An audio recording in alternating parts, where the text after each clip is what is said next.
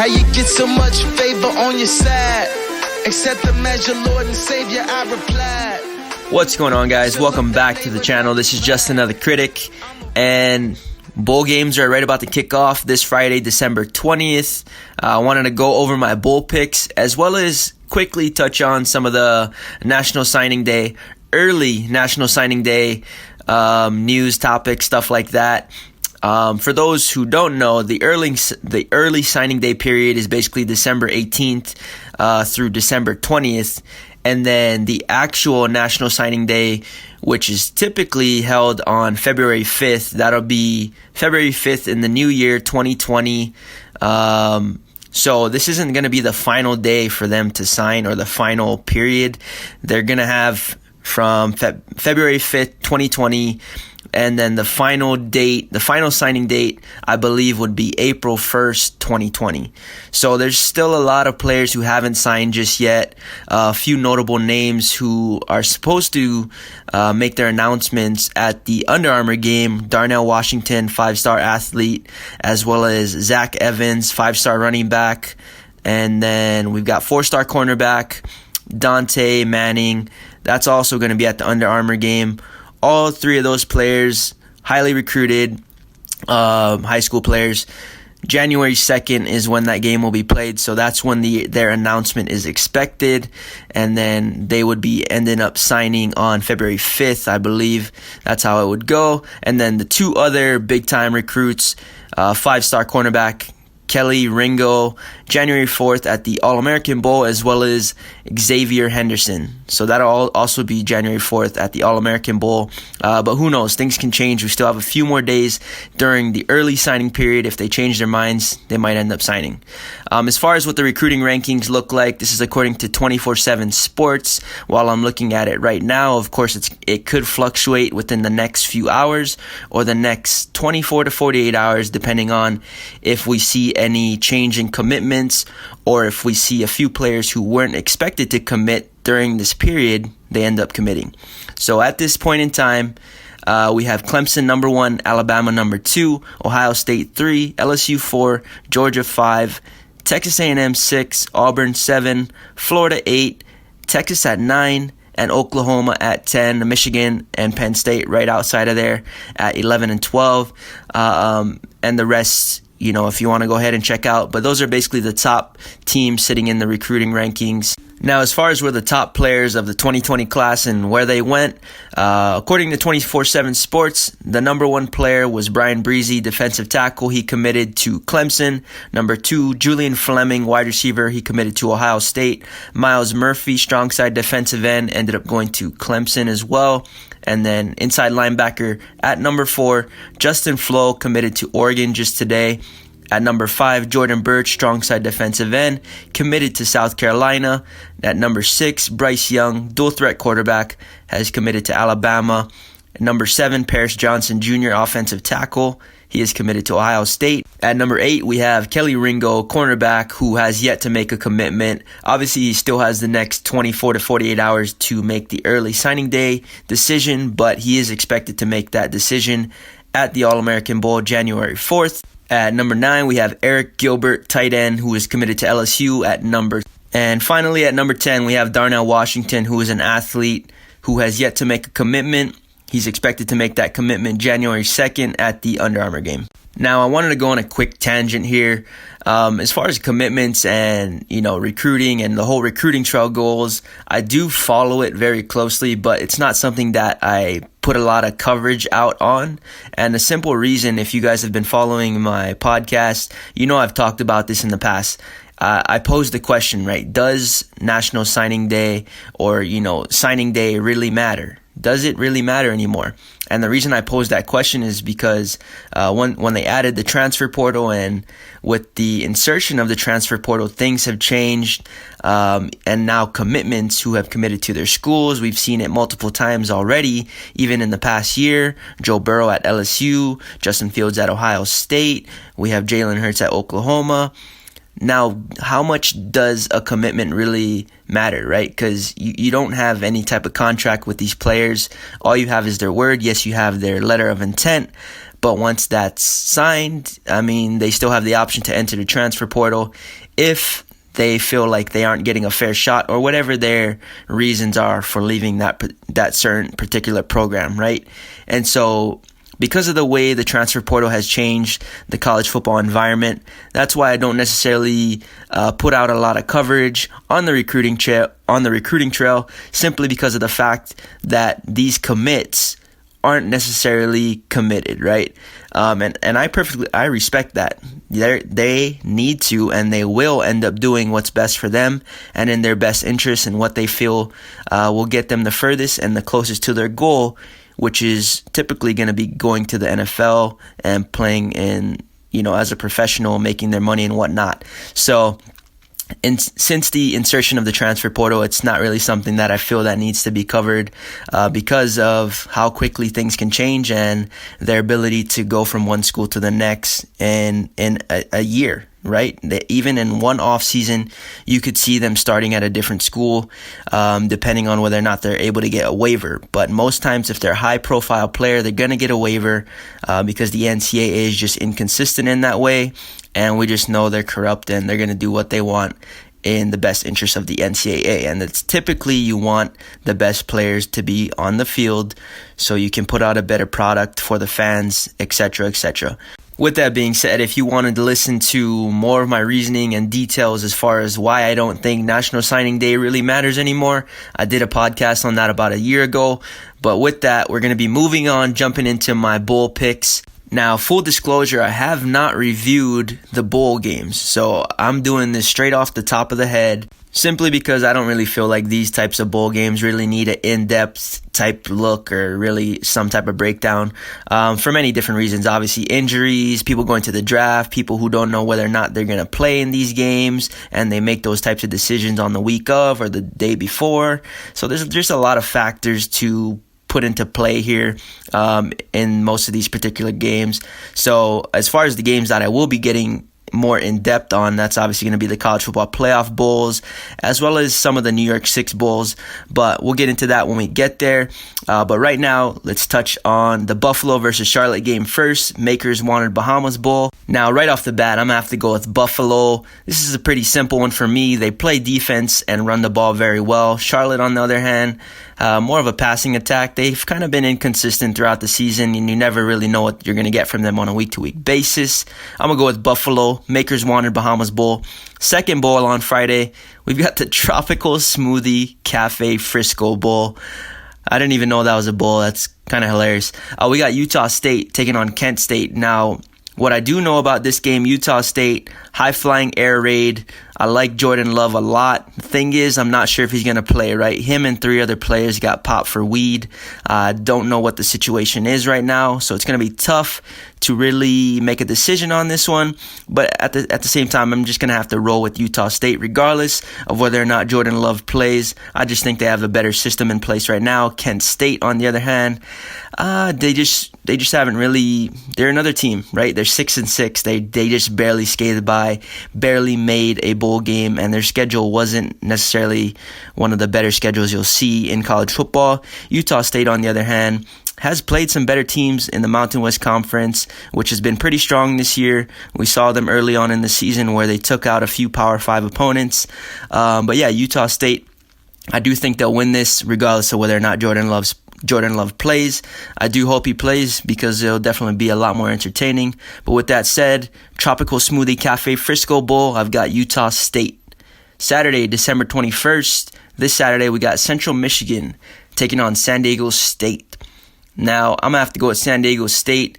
They are another team. They love to run the ball, and they love to play defense. Now, they have been mixing in more of a pass game this season and trying to mix it up, try to be more versatile. Central Michigan, on the other hand, they do have a pretty decent pass game with a semi-decent running back, Jonathan Ward, 15 touchdowns on the season, 1,000 yards, but San Diego State, they make you one-dimensional. Their defense has been phenomenal this season. I think they're going to shut down Central Michigan. Probably a very low-scoring game. San Diego State wins probably by a touchdown. Should be a good one. That is the New Mexico Bowl.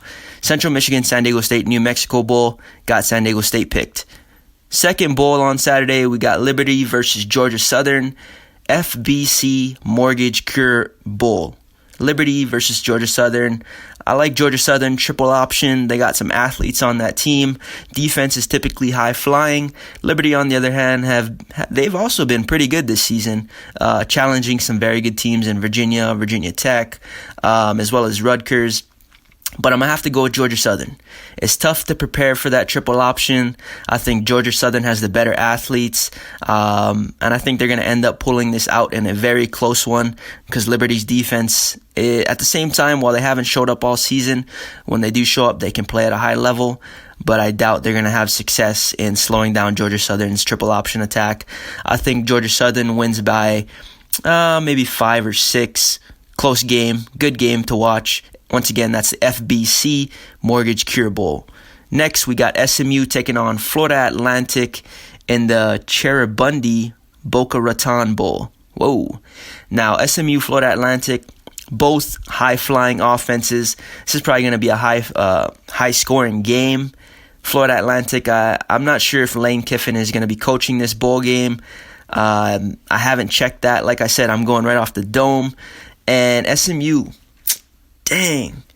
Now, this is a tough game to pick, but I have to go with Florida Atlantic. They will be not necessarily playing in their home stadium, but they're going to be playing in their home state at Florida. I think that gives them a minor advantage for fans to reach the game. But at the same time, SMU, they're a phenomenal offense, both air raid attacks. They've both got phenomenal players at the skill positions. I do lean towards SMU in that department. I do like Xavier Jones at the running back position for SMU, as well as James Prochet out at wide receiver position for SMU. But Florida Atlantic, they've been very good late in the season down the stretch. So I'm going to give them the edge in this one. It'll probably be a close one, honestly. Final score is probably going to be like 55-57 Florida Atlantic, something like that. But yeah, I'll go ahead and give it to FAU. Moving along, we got FIU, Florida International, taking on Arkansas State in the Camellia Bowl. Whoa, that game is in Montgomery, Alabama. Arkansas State is favored by 2.5. FIU, offensively, they don't really have it consistently. Defensively, they are pretty stout. They typically find themselves in low-scoring games. Arkansas State, they do have one of the best wide receivers in the country in Omar Bayless, 84 receptions, 1,400 yards, and 16 touchdowns. I do think that gives them the edge in this game. I'm going to go with Arkansas State in a close one, low scoring, probably about 24-17, something like that. Arkansas State wins it. Moving along, we got Boise State taking on Washington. Chris Petersen, one of my favorite coaches of all time, the former Boise State coach who's now at Washington, will be coaching against his former team. It's crazy because in this game, this is the Mitsubishi Motors Las Vegas Bowl. And Boise State is sitting at 12-1, 19th in the country, and they find themselves in the Las Vegas Bowl. That's rough. That's all I got to say about that. That's just rough. But with that said, I do think I'm going to give Chris Petersen and Washington the edge. They're going to want to send him off with a dub, right? UW, but they're not the real UW. Anyway, Chris Petersen, like I said, love his coaching. Jacob Eason, Boise State. While I like Boise State, I do think there's some vulnerabilities in that defense. I understand that they blew out Hawaii multiple times this season, but if you watch that Hawaii air raid attack, they were finding success. They were getting into the red zone versus Boise State, just weren't able to finish their drives and finish in the red zone. Ended up with 0 points on multiple drives, etc., etc. I think Washington wins this one by 1 to 2 touchdowns. Now, keeping it moving, we've got Appalachian State versus UAB in the R+L Carriers New Orleans Bowl. This is going to be an easy one for me. UAB, very, very inconsistent on offense. Their defense has been good throughout the season. Appalachian State has been phenomenal on both sides of the ball. I think Appalachian State wins this game. Final score will probably be something like 51-17. I'm not even kidding. Appalachian State's going to blow them out. Moving along, we've got UCF taking on Marshall. This is the Bad Boy Mowers Gasparilla Bowl. All right. UCF favored by 17 points in this game. Marshall, another team. Defense has kind of been what's kept them in games. Offensively, it's been a struggle. It's been up and down. It's been a roller coaster. UCF, air raid attack. Gabriel Davis on the outside at wide receiver. Quarterback Dylan Gabriel, true freshman, who's been, he's been great for the most part of the season, but we have seen his growing pains. We've seen his inability to make certain throws and make certain reads and plays simply because his lack of experience. Overall, I think this will be a good game, but I do think UCF ends up pulling it out by maybe 1 to 2 touchdowns, maybe a 10-point win. Moving along, we've got the SoFi Hawaii Bowl. It's going to be Hawaii taking on BYU in their home stadium, Aloha Stadium. But this is a pretty simple one for me. I'm going to have to go with BYU. They just play defense, and Hawaii doesn't really play defense. That's kind of how my logic is working out in this particular game. And Hawaii is just a team that shoots themselves in the foot, makes some ill-advised throws, plays, runs, fumbles. They just kind of turn the ball over and put themselves in terrible positions in the game. And so for those types of reasons, I think BYU is going to win this, probably about a touchdown or two. But I do think it could be a fun game because of Hawaii's air raid attack. It could end up being a shootout if BYU's defense doesn't show up. Moving along, again, we have the Walk-Ons Independence Bowl. We got Louisiana Tech taking on Miami. Louisiana Tech 9-3, Miami 6-6. This game is being played in Louisiana. Louisiana Tech, pretty good team. We watched them versus Texas early on in the year. Miami, pretty much up and down season. You don't know what you're going to get from them on a week-to-week basis. They've got the recruits. They've got the guys. So I'm going to have to go with Miami. I just think they have the better players.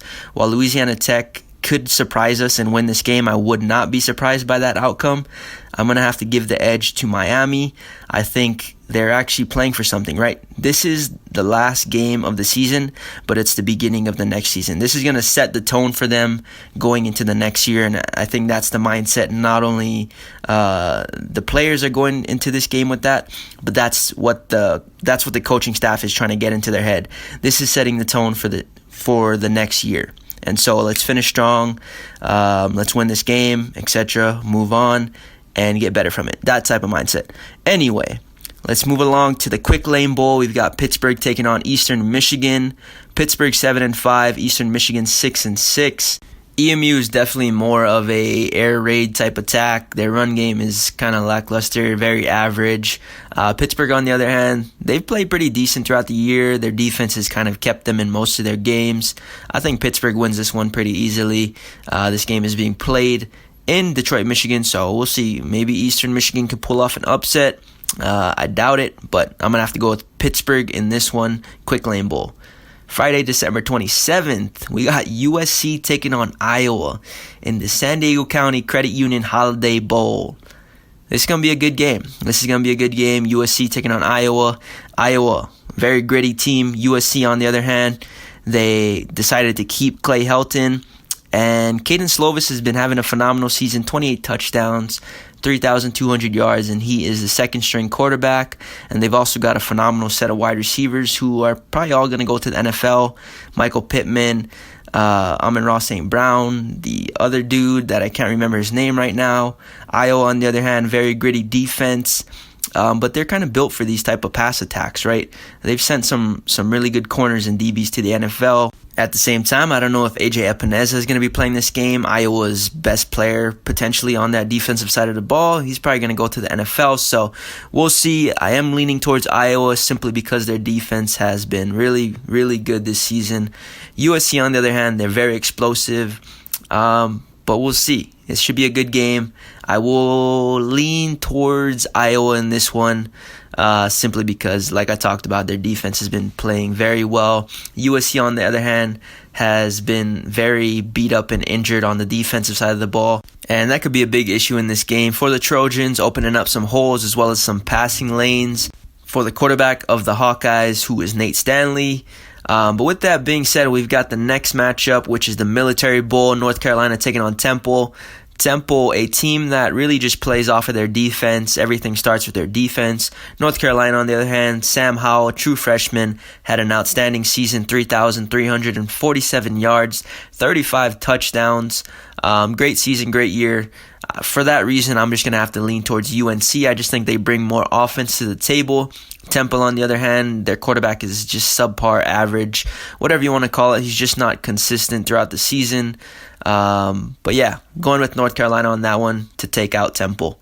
Moving along, we got the Pinstripe Bowl. Michigan State taking on Wake Forest. Who thought Michigan State would end up in the Pinstripe Bowl to begin the season? Yes, I'm sure some Wolverine fans expected this, but the rest of the country expected more from this Michigan State team. Obviously, I'm sure that includes the Michigan State fans. But yeah, a lot of hype went into that defense during this offseason. Really did not perform up to their standard or really to the expectations of the rest of the country, if I had to say, right? They'll be taking on 8-4 Wake Forest. Now, Wake Forest offensively has played pretty well throughout the season, right? We've seen that, very high-scoring games. Defensively, it hasn't really been there. One of their best wide receivers, Chera, I believe he'll be sitting out this game. But the quarterback for Wake Forest has been playing well. Really tough decision in this game. I do think Michigan State will win it. Big Ten versus ACC, I'm going to have to go with the Big Ten. Now, we have Oklahoma State versus Texas A&M in the Outdoors Texas Bowl. Tough, very tough. Oklahoma State missing two of their best players, Spencer Sanders as well as Tylan Wallace. But again, I will reiterate, the quarterback for Oklahoma State right now, Drew Brown, transfer from Hawaii. I do like what he brings to the table, but I think this Texas A&M defense might be too much, as well as Kellen Mond playing in potentially his last game at A&M.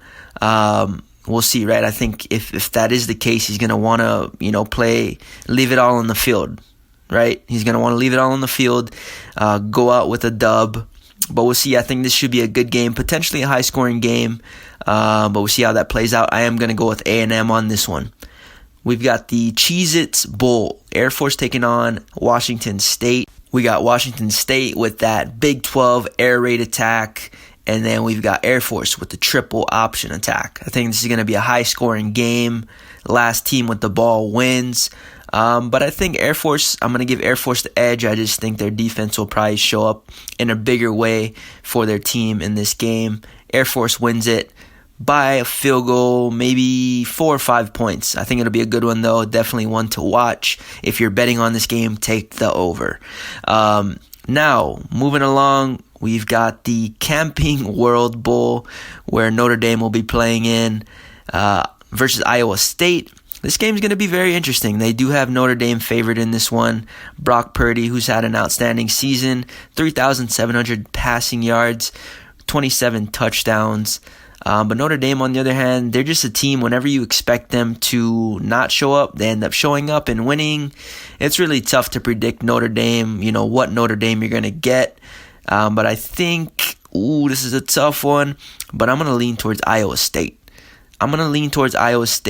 They just know how to pull off upsets, and that's just what they do, right? So for that reason, I think Iowa State edges this one out in a close game, low scoring. Definitely going to be a fun one regardless of the outcome. Moving along, we've got the college football playoff games, which I will go over in depth on their own. Monday, December 30th, we've got the First Responders Bowl. Western Kentucky taking on Western Michigan. Very tough one to call. I really haven't watched either of these teams play a lot throughout this season, but from what I have seen from Western Kentucky, they do play a lot more defense. Western Michigan, on the other hand, since PJ Flex left, they've kind of gone down the drain and had a tough time. And Western Kentucky, I do believe they have the transfer quarterback from Arkansas. I forget his name. I think it's John Wasink, whatever it is, man. Whatever his name is. I know he's been pretty decent for them, throwing for about 3,000 yards this season. I think Western Kentucky wins this one in a close one, though. It could end up being a 2-3 touchdown win in reality if they play their cards right. But with that being said, Western Kentucky takes that one. Keeping it moving, we've got Mississippi State taking on Louisville in the Mortgage Music City Bowl. Mississippi State, Louisville, this is a tough one. Very tough one. This is kind of an even matchup in my opinion. Louisville, a team that is getting better. They've got speed, definitely got athletes. Their quarterback, Mikhail Cunningham, he's another guy. He has the potential. He just hasn't been able to play consistently throughout the season. Mississippi State, on the other hand, been rotating through different quarterbacks, pretty much play the same system. Both teams, though, they do like to run their quarterbacks a decent amount. I'm going to have to go with Mississippi State in this one. I just think they have the better athletes on defense. I think their defense will make more plays. And for that reason, I think Mississippi State takes this one in a close game. Probably a high-scoring affair. Moving along, we've got the Red Box Bowl, California taking on Illinois. California, crazy, right? They started off this season undefeated. I believe it was 6-0. And ended the season 7-5. I understand the quarterback went down with an injury, but that defense slowly crumbled as the season moved along. They'll be taking on Illinois 6-6. And right off the bat, I just think Illinois is playing better football right now. Simply. On both sides of the ball, defense and offense. I think Illinois edges this one out and really carries this win into next season. Illinois, Red Box Bowl. All right, let's keep it moving on to the next. We've got the Belk Bowl, Virginia Tech taking on Kentucky. Both teams playing pretty decent football down the stretch. This is a tough call. ACC versus SEC. Kentucky's gone through a lot of adversity this season with a lot of injuries and just a whole bunch of stuff going on down in Kentucky. Virginia Tech haven't really had their best season, but like I said, they have played well down the stretch. I am going to give Kentucky the edge in this one. Really, this game could go either way with the way both of these teams have played this season, but I will give the edge to Kentucky. Belk Bowl. Keeping it moving, we've got the Sun Bowl, Florida State taking on Arizona State. Florida State's really tough to call this one.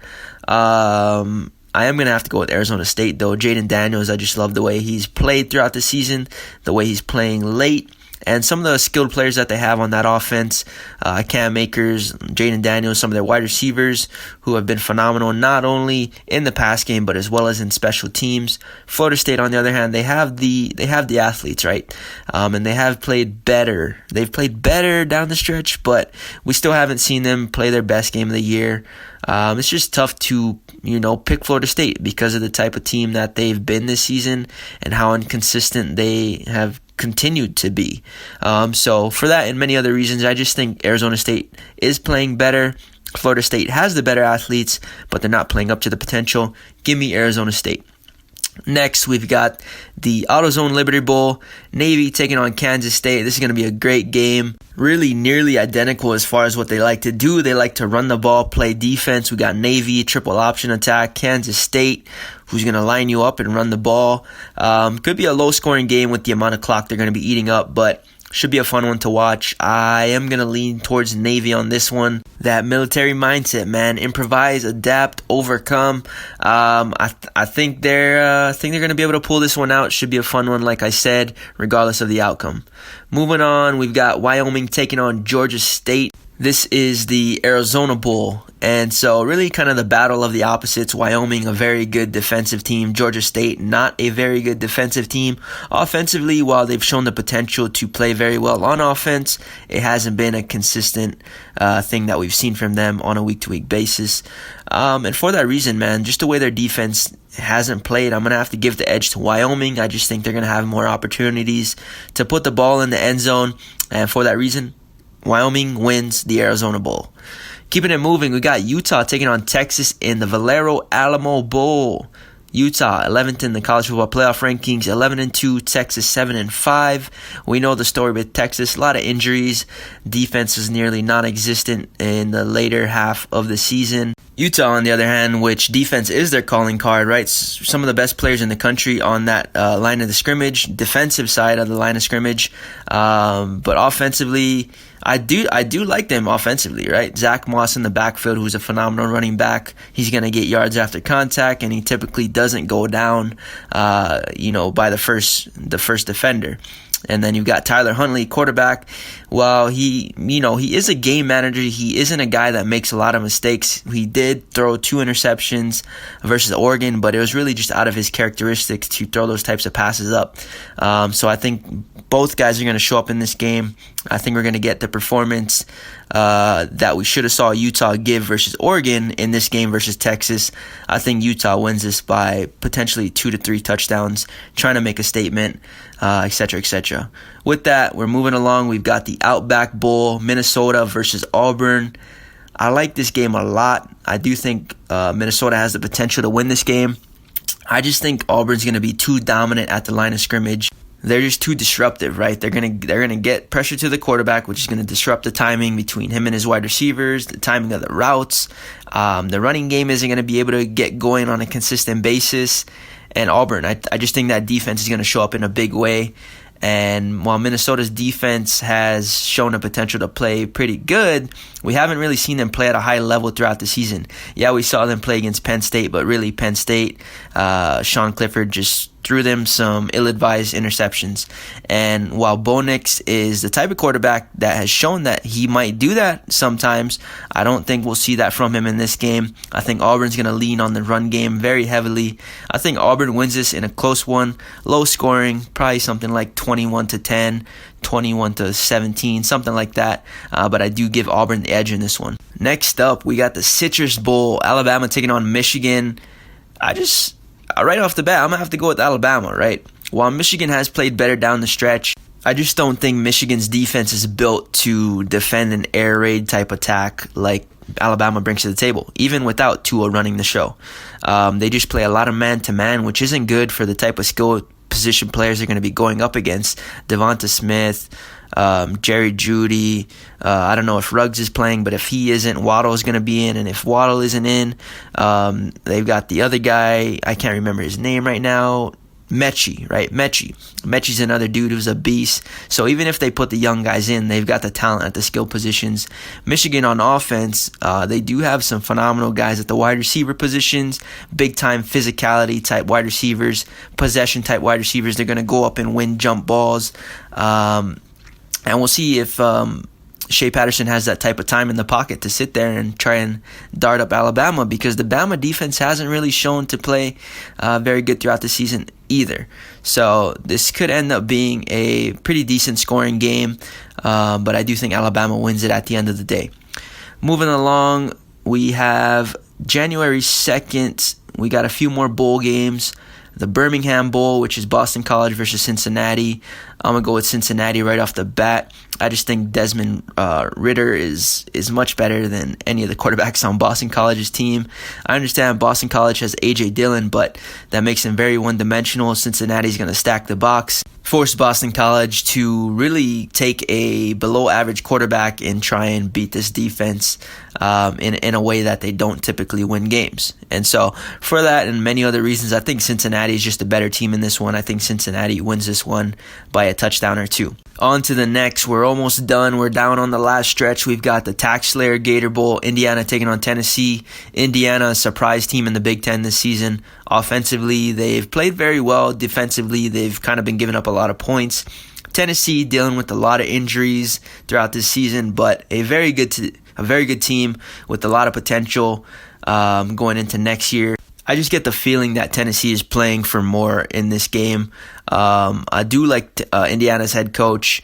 He is getting them fired up to play this game, so I think this is going to be a great game regardless of the outcome. But right now, at this time, I'm definitely leaning towards Tennessee. I think Tennessee wins the Gator Bowl and finishes the season 8-5.